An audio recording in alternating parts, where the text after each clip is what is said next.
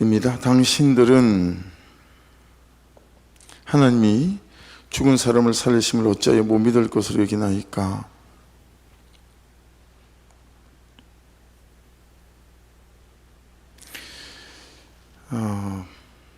우리는 믿습니까? 어떻습니까? 여러분들은 믿습니까? 아니면 나는 믿는가? 현재적으로다가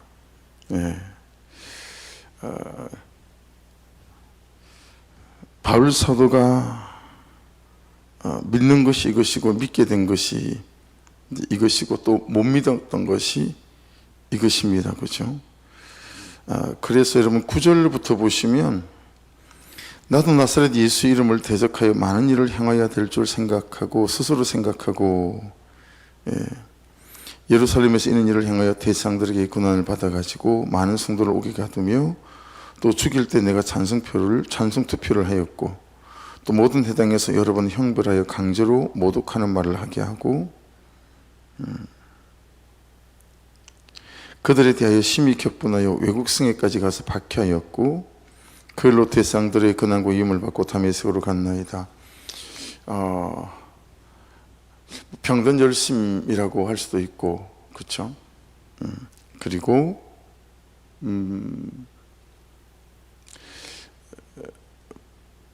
바울이 사울이었을 때 믿는 것이 말씀이 말씀하시는 바대로 성경을 믿었다라기보다 그렇죠. 어떻게 그럴 수 있었을까 싶지만 저를 보면 충분히 이해는 가긴 갑니다. 그렇게 성경을 달달 외우고 구약 성경을 메시아가 오실 것이다에 대한 메시지들이 충분하고 차고 넘침에도 불구하고 어떻게 그렇게 오신 예수 그리스도 메시아에 대해서는 까막눈이고 또 장님이고 알아보지 못하고 또 들리지 않고 오히려 그 예수를 죽이는 일이 그들의 삶이 또 바울의 삶이 드려질 수 있었을까에 대한 것에 대해서 그래서 여러분 정말 우리가 믿는 게 뭔지에 대한 믿음에 대해서 당신들은 하나님이 죽은 사람을 살리심을 어찌하여 못 믿을 것으로 여기나이까? 우리가 믿는 바가 어떤 것이에 대해서 8절에서 9절로 내려가기가 참 어려웠던 새벽이었던 것 같습니다. 나는 뭘 믿지? 여러분 사람들은 성공을 믿는 것 같아요, 그죠?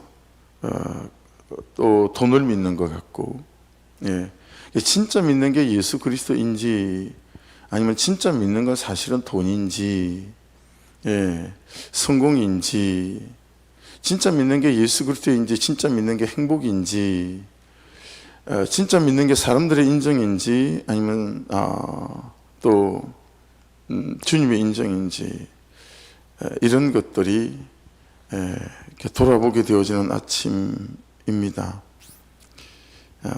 제일 먼저 기록된 성경은 마가복음이거든요. 복음서 중에서도 마가복음이 우리가 마태복음이 앞에 있지만 제일 먼저 기록된 건 마가복음이라고 모든 성경학자들이 동의를 합니다.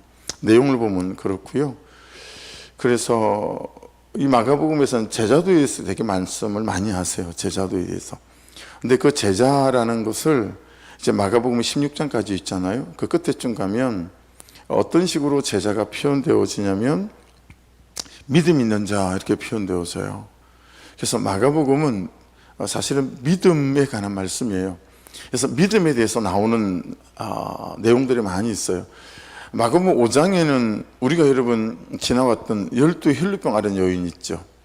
그 12해 동안 혈루병 앓았던 여인에 대해서 말씀하세요. 그리고 마가복음 10장에 가게 되면 이제 나면서부터 안전병이 되었던 보지 못했던 그런 바디메오 나오죠. 디모데의 아들인 바디메오. 근데 여러분 이 혈루병 앓은 여인에 대해서 주님이 뭐라고 말씀하시냐면 예수께서 이르시되 딸아 내 믿음이 너를 구원했다. 평안히 가라. 그렇게 말씀하세요. 내 병에서 노임을 받았다. 그리고 이 나면서부터 보지 못했던 이 바디메오에 대해서도 여러분 52절에 가면 이렇게 말씀하세요. 예수께서 이르시되 가라 내 믿음이 너를 구원. 똑같아요. 마가복음은 계속 믿음을 강조해요. 그래서 내 믿음이 너를 구원했기 때문에 그가 곧 보게 되어 뭐 이렇게 말씀하고 있습니다. 여러분, 우리 마가복음 5장에 나오는 12병 혈루병 앓았던 이 여인, 많은 의사에게 괴로움도 받았고 가진 모든 재산도 다 허비했고, 그러니까 여러분, 이 여인이 예수께 나아가는 것을 방해하는 가장 큰 건 뭘까요? 경험이에요. 안 되더라 라는 경험이에요. 내가 12년 동안 애를 썼는데 안 되더라. 수많은 병원을 찾아다녔는데 안 되더라. 그리고 수많은 의사를 만나봤는데 안 되더라. 수많은 돈을 썼는데 안 되더라. 병원도 없고 의사도 약도 없구나. 이건 이 경험이에요. 그러니까 여러분, 우리의 믿음을 가로막는 가장 큰 장애물 중에 하나는 뭐냐면 경험이에요. 이 여자랑 살아보니, 이 남자랑 살아보니, 이런 부모 밑에서 이런 경험들이에요. 오랜 시간 축적되어진 우리의 경험은 하나님이 하실 거라고 하는 믿음 가운데로 우리가 나아가지 못하게 만드는 거죠. 경험이 지독한 믿음을 방해하는 그런 방해꾼이고 장애물이에요. 장애물이죠. 여러분, 바디메오 같은 경우에는 예수님께서 왔다는 소문을 들었어요. 막 소리 지르잖아요. 그랬더니 다른 주변 사람들이 어떻게 하죠? 입 안 닥쳐? 가만히 있어. 너 그거 될 거라고 생각하는 거야? 어디서? 뭐 이런 거예요. 그 당시에는 여러분, 바디메오는 남에서도 장님이어서 이건 하나님께서 그를 저주한 거다라고 받고 부정하게 여겼어요. 그리고 혈루병 앓은 여인도 마찬가지죠. 부정한 여인이었죠. 그렇기 때문에 그는 예수님께 저 좀 고쳐주세요 말도 못해요. 살짝 옷가에 손만 대잖아요. 그렇죠? 그리고 바디메오도 마찬가지예요. 바디메오 같은 경우에는 팔자 같은 거죠. 우리 안에 그런 마음 있지 않아요? 난 태어나기를, 나는 타고나기를, 이런 거죠. 자기 성품에 대해서, 자기 성격과 기질에 대해서, 그죠?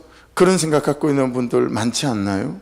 자기의 재능과 은사와 그리고 IQ 뭐 이런 거. 여러분, 사람을 이해하는 데 굉장히 도움이 되죠. IQ, MBTI. 근데 여러분, 조금 비껴서 쳐다보면 어때요? 그 사람을 정형화시키죠. 고착화시켜요. 넌 이런 사람이니까. 굉장히 그걸 학문적으로, 이렇게 인문학적으로 사람을 이해하는 방법인 것 같지만 또 다른 한편으로는 내가 나를 그렇게 묶죠. 나는 그런 사람이다라고 하는 거예요. 또 다른 사람을 내가 그렇게 묶어요. MBTI가 뭐예요? 그런 사람을 그렇게 묶어요. 그렇게 해서 저는 제 자신에 대해서 되게 이렇게 약점이 많다라고 생각했던 것 같아요. 그리고 나는 못났다 생각하는 게 되게 많았던 것 같아요. 그러지 않았겠어요? 학교를 제대로 다녔습니까? 그런 기억들이 되게 많아요. 운동선수를 너무 하고 싶어서 계속 운동을 했던 것 같아요. 선생님 시킨다고 하진 않잖아요. 2학년 때부터 기계체조부터 계속 운동선수였었어요. 근데 축구를 한참 시합을 하고 있어요. 군체육대 학교 대표로 나가서 막 체육대를 하고 있는데 그 트랙 바깥에서 스포츠 가게 사장님이 막 저를 부르는 거죠. 야, 너 이 새끼, 너 왜 축구학과 맞네? 뭐 이렇게 축구화를 신고 오라는데 우리 집에 제가 축구화를 사주세요 말할 사람이 없었어요. 그래서 거짓말을 했어요. 스포츠 가게 사장님한테 가서 우리 형이 내일 와서 돈 준대요. 좀 축구화 좀 주세요. 그리고 그 축구화를 신고 제가 시합을 나왔던 거예요. 이제 그런 삶의 배경이 저게 되게 많죠. 그렇다 보니까 저는 안 된다, 뭐 하기 어렵다 이런 것들이 많았기 때문에 제게 병든 열심이 특히 많았던 것 같기도 하고. 그래서 여러분, 제가 오카노 목사님을 되게 존경했는데 그분의 이 제자훈련에 대한 강의, 이게 어떤 강의였냐면요, 우리 신학생 때, 신대원생 때 오늘 강의가 오픈이 되잖아요. 그럼 10분 안에 강의가 마감이 돼요. 400명씩 모집을 하는데, 그러니까 전부 다 컴퓨터 앞에 앉아 있다가 그 강의가 오픈이 딱 되면 그냥 이 손빠르기로 강의를 접수시키는. 근데 저는 쳐다보지도 않았어요. 제 주변에 그걸 안 받은 사람이 없는데 저는 쳐다보지도 않았어요. 전 개척하고 한참 뒤에 그 강의를 들었어요. 왜 그랬냐면 오카노 목사님이 그러는 거예요. 자기는 50이 넘은 사람들은 제자 훈련을 자기 교회에서도 받지 않는데요. 50이 넘은 사람들은 너무 지식적으로 굳어 있고 경험적으로 굳어 있어서 주의 말씀을 주의 말씀으로 안 받아들인다는 거예요. 그래서 제대로 제자가 되는 사람을 본 적이 없기 때문에 그냥 나는 50이 넘은 사람들은 안 받는다 그러시더라고요. 그날로 제가 그냥 그 강의는 패스했어요. 왜냐하면 변화될 수 없다 그러면 저는 저한테 이게 답이 없는 거예요. 저는 바뀌어야 될 게 너무 많은데, 저는 달라져야 될 게 너무 많은데, 아니 복음이 예수가 못 바꿔놓는다라 그러면 그런 전제를 갖고 있는 강의를 도대체 왜 들어? 그래서 저는 다 바꾸어 줄 수 있다고 저는 믿었어요. 지금도 전 그게 저의 믿음이에요. 그런데 이제 목회를 하면서 알게 됐죠. 저 자신에 대해서 참 나는 안 되는 사람이구나. 제 한계도 보고 또 다른 사람도 한계도 보면서 목사님이 이렇게 말씀하셨는지에 대한 이해는 가지고 있어요. 그럼에도 불구하고 여러분 생각해 보세요. 이 바디메오가 있잖아요. 예수께 막 소리를 질렀어요. 입 안 닥쳐? 막 그래서 주변 사람들이 더 크게 소리를 막 질렀어요. 그랬더니 예수님께서 오라고 부르거든요. 근데 벌떡 일어나서 앞도 보이지 않는 바디메오가 막 달려가는 거예요. 여러분 한번 생각해 보십시오.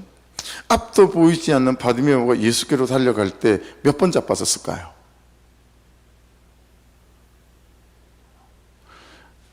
그냥 달려가는 거잖아요.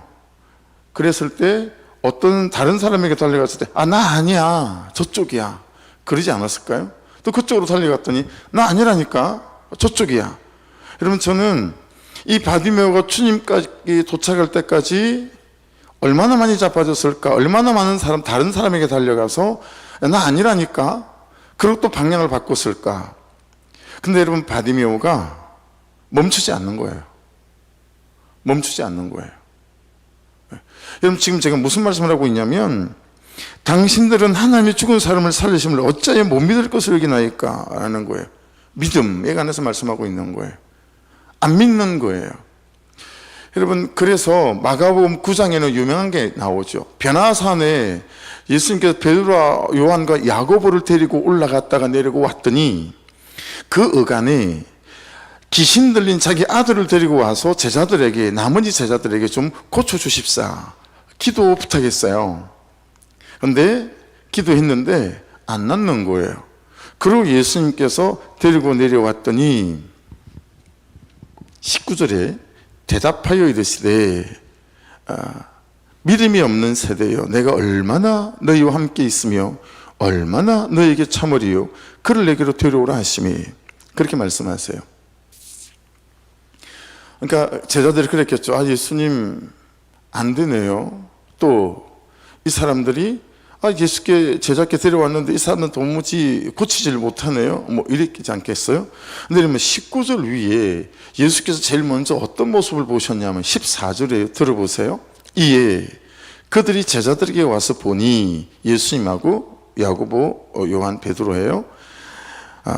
큰 무리가 그들을 둘러싸고 서기관들이 그들과 더불어 변론하고 있더라 그랬어요.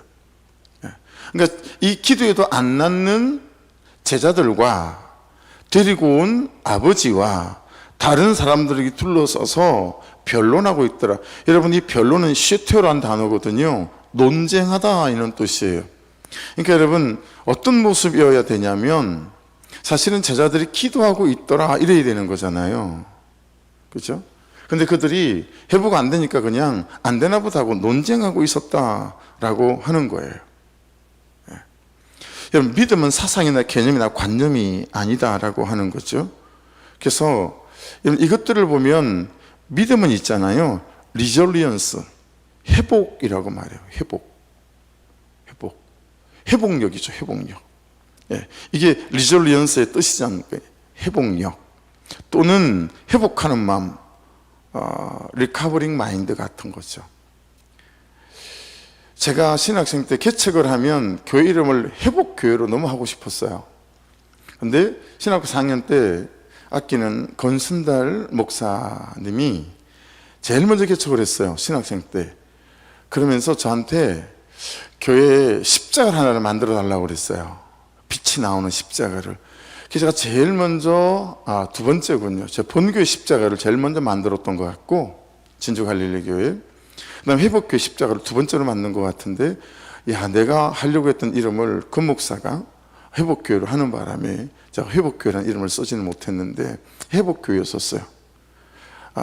여러분, 믿음은 있잖아요. 바디메오를 봐도 그렇고 12년 동안 혈루병 앓은 여인을 봐도 그렇고 믿음은 어떤 행동이에요. 믿음은 어떤 선택이고요. 믿음은 어떤 결정이에요. 잘 보세요. 제가 믿어요 라고 말하지만 어떤 결정이나 선택이나 행동을 하지 않는 사람이 있고, 저는 참 확실히 잘 믿어지지 않아요. 근데 라고 말하면서도 끝까지 말씀을 선택하고 그리고 믿음을 예수를 선택하고 이런 분들이 있죠. 믿음은 여러분 어떤 행동입니다. 그러니까 행동하지 않고 선택하지 않고 결정하지 않으면서 믿어요 라고 말하는 그 철부지 신앙생활에서 이제는 좀 벗어나야 해요. 전 철부지 신앙생활 믿음이 되게 많다고 생각해요. 제가 봐도 믿는 것 같아요. 진짜요. 진정성이 있어요. 제가 봐도 믿는 것 같아요. 근데 믿는데 행동하지 않아요. 선택하지 않고 결정하지 않아요. 계속 그냥 믿는데요. 근데 어떤 선택하지 않는다라는 거예요. 수없이 넘어졌는데도 다시 하는 행동. 목회하면서요, 이 감옥에 갇힐 때가 되게 많이 있어요. 설교를 끝내고 주일날 강단을 내려가면서 여러분 안타깝게도 또 부족하게도 이게 뭔 소용이 있나? 목사가 이런 생각을 할 때가 있답니다.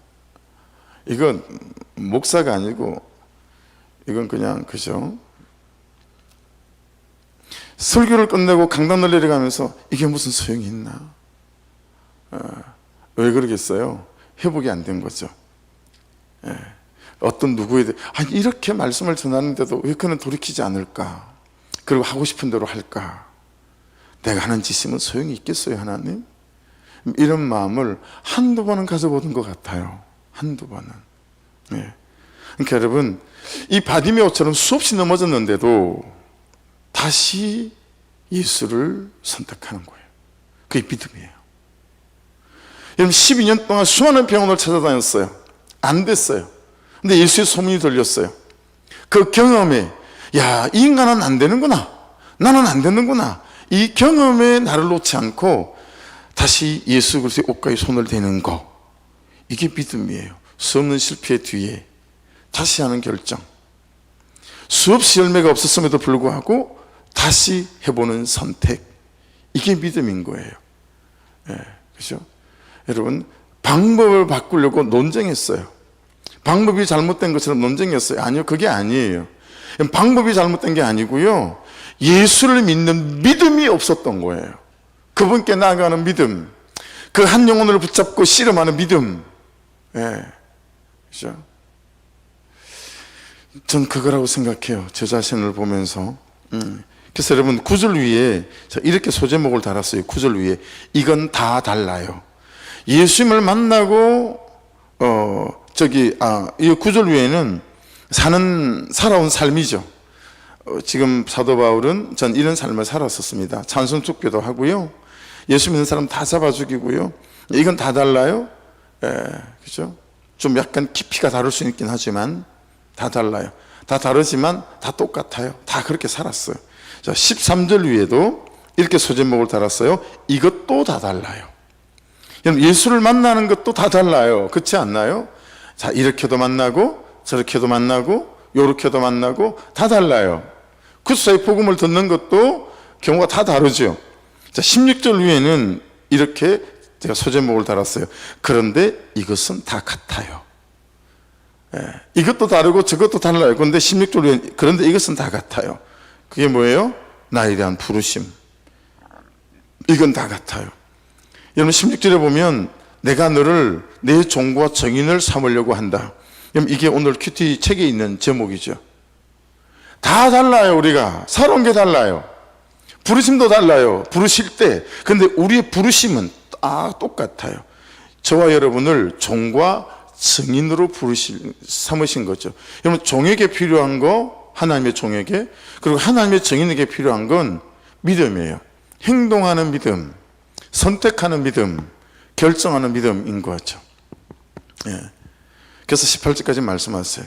무엇이 결정을 하는가? 이 사실을 믿는 믿음이 결정을 하는 거죠.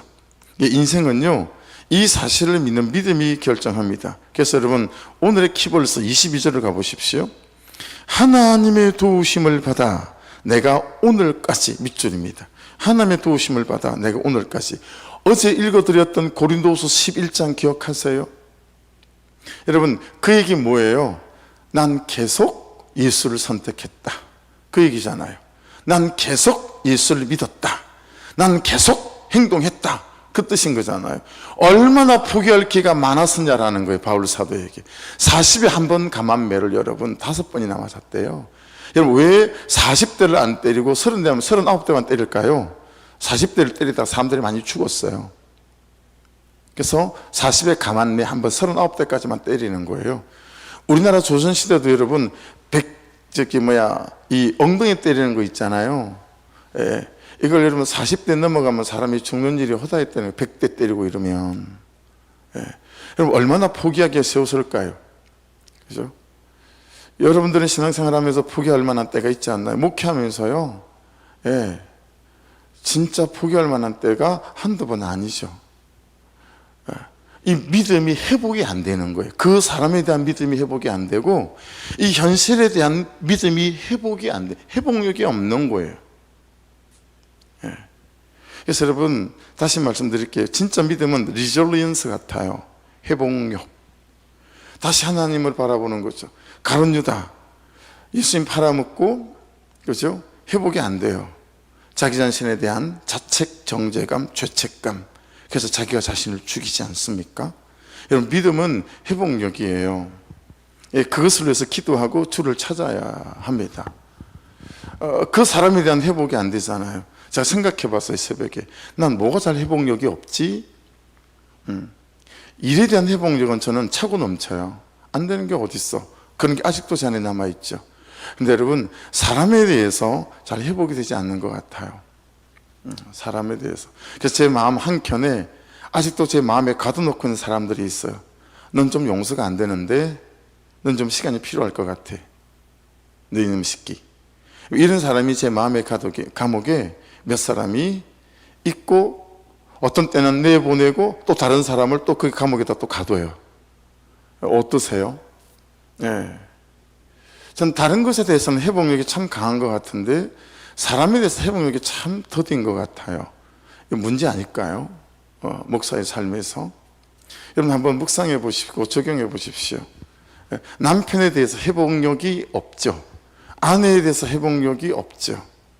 근데 여러분, 내 죄가 보이면 일순간에 회복이 되죠. 내 죄가 보이면. 여러분, 하나님만 보고 가겠습니다. 회복력이 없이, 회복력에 대한 믿음이 없이 어떻게 그렇게 가능하겠어요? 내 죄만 보고 가겠습니다. 여러분, 이 믿음, 이 회복력이 없이 어떻게 가능하겠어요? 그죠? 그래서 참 우리가 기도할 지점이 이 지점이겠다. 하나님의 도우심을 받아. 이게 무슨 도움이겠어요? 하나님 그분으로부터 주시는 믿음. 그렇죠? 내가 오늘까지 서서 높고 낮은 사람 앞에서 증언하는 것은 선지자들과 모세가 반드시 드리라고 말한 것밖에 없으니, 보세요, 이분이 오늘까지 이렇게 계속 믿음 안에서 회복을 가지고 할 수 있는 이유는 모세가 반드시 드리라고 말한 것밖에 없으니, 이게 뭐예요?